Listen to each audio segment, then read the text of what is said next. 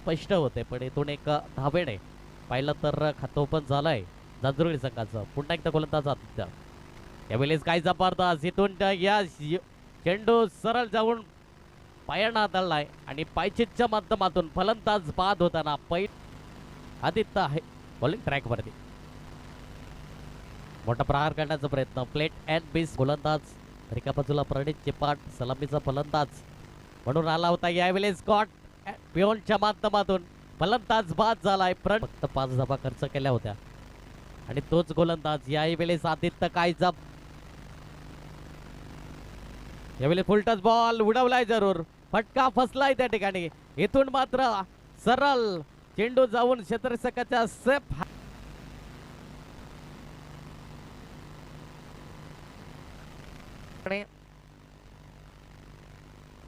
पहिलाच बॉल आडवा बॅटचा प्रयत्न जरूर रेष्टी सफेद घेतला होता. लाऊड अपील राहिली होती परंतु पंचांनी उचलून धरली नाही. झालं दोन्ही आई वेळेस वळवलं चेंडूला. 5वा बॉल या वेळेस उडवलंय जरूर. मिस्टर स्ट्रोक जरूर क्षेत्ररक्षक आले त्या ठिकाणी. कोणती चुकी कर